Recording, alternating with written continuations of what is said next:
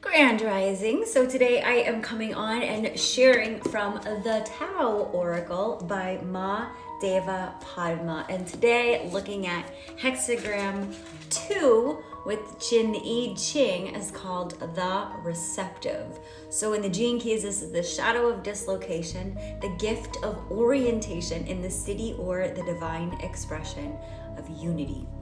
And here we go. The receptive. Couple keywords: the yielding yin principle, devoted, patient, supportive, obedient, responsive, intuitive, earthy, mother. So let's check it out. The receptive. The receptive is yielding and passive.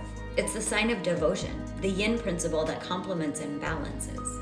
The creative, the yang principle. Her symbols are earth, the cow, in contrast to the dragon of heaven.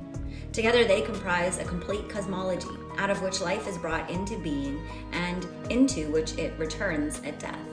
In human life, the most obvious manifestation of yin and yang is the relationship between female and male.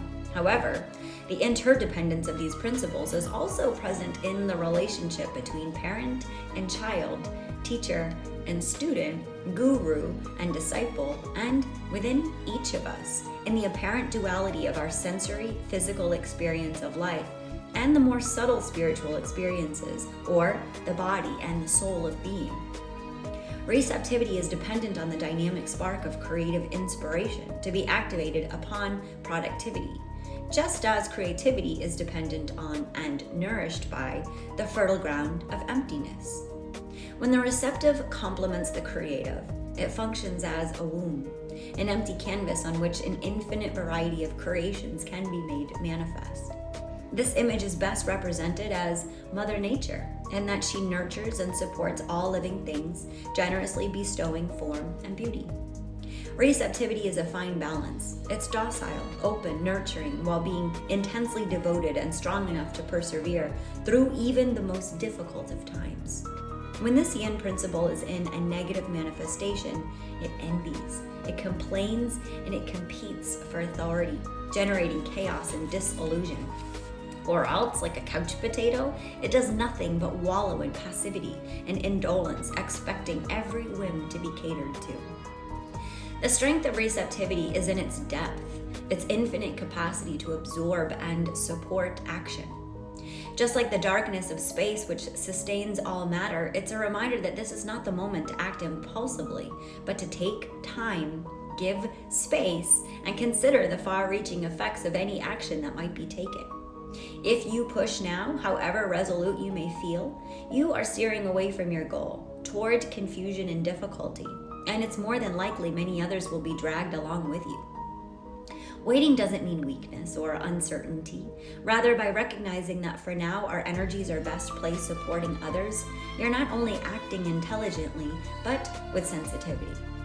Once you put the full weight of your support behind anyone or anything, they can't help but be strengthened by it.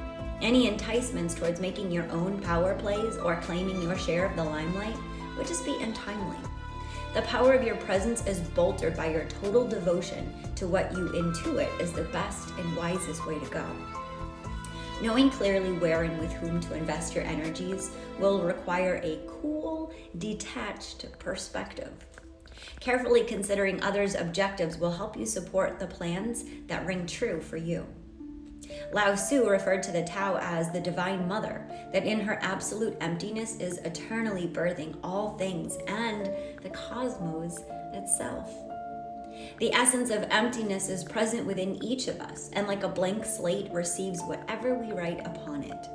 The vast, dark qualities of yin are indeed great, and to appreciate its support is to be humbled in gratitude.